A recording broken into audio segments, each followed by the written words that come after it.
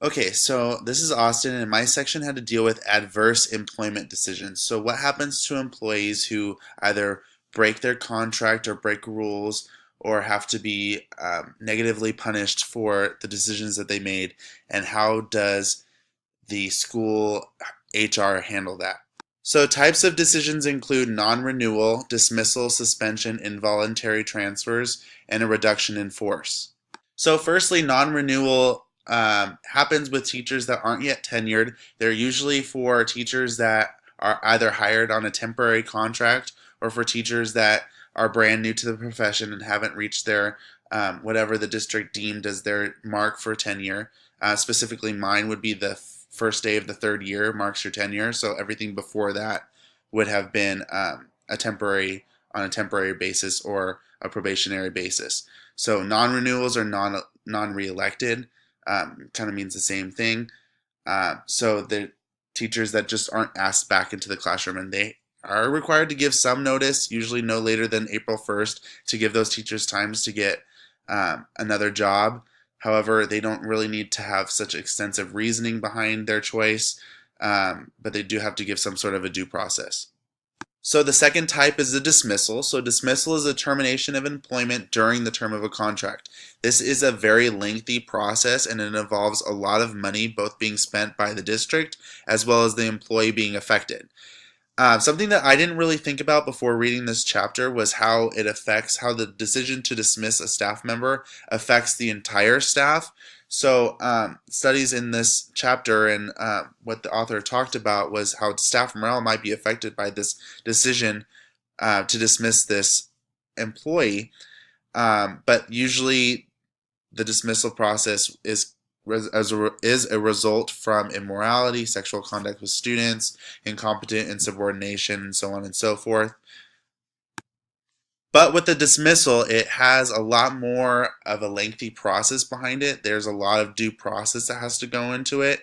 In order to justify a charge of dismissal, there must be a nexus or a connection between the personal conduct of the employee and the teacher's job performance. So there has to be a complete connection between what they did and how that affects the teacher's job performance.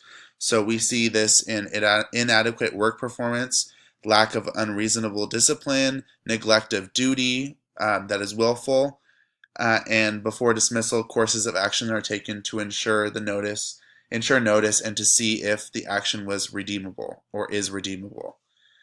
Also, another factor is insubordination, so the refusal to follow or obey school rules or orders from your superiors or from your admin that are reasonable, um, and abuse of sick leave.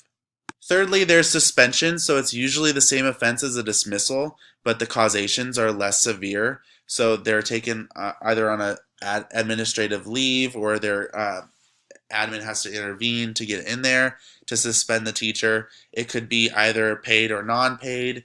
It depends on the severity of the cause, and it's usually after 5 days suspension the employee has the right to contest it. So uh, they have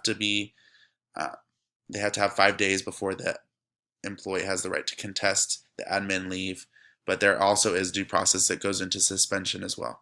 Another adverse action is involuntary transfers. So one can move involuntarily to different sites within a school district, and it could also be for declining enrollment and for other financial troubles. So involuntary transfer could either be a punishment or a necessity out of declining enrollment or school sizes going down or what have you, but that's another adverse action.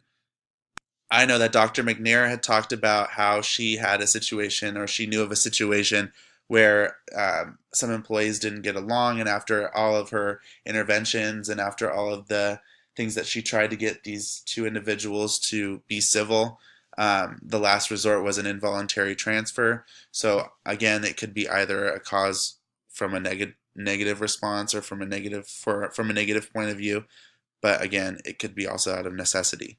Now, a reduction in force, this could be can happen at any time, although mostly happen before a new school year contract comes out.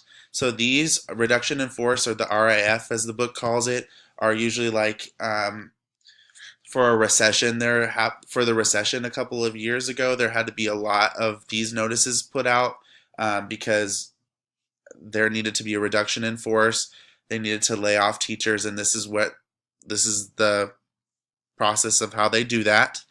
I remember when I was a junior, I saw a lot of, well, that was in like the heart of the recession, so a lot of my teachers were scared that they were going to get this, and at the time I didn't really know. Um, However, going through and being a professional teacher now, you can see that they were nervous about getting this reduction in force. There's not a lot of due process that has to go into this, but they must prove that all of their actions were perfect and justified in letting the employee go. So they have to prove that they've done everything that they could um, before having to let the employee go. And that's reduction in force. And that does it for my section. Thank you for watching. I'm sorry I couldn't be there. I have a conference in Vegas, so darn. But Sheena and Caitlin are going to take you through the case studies. Thank you for watching and thank you for listening.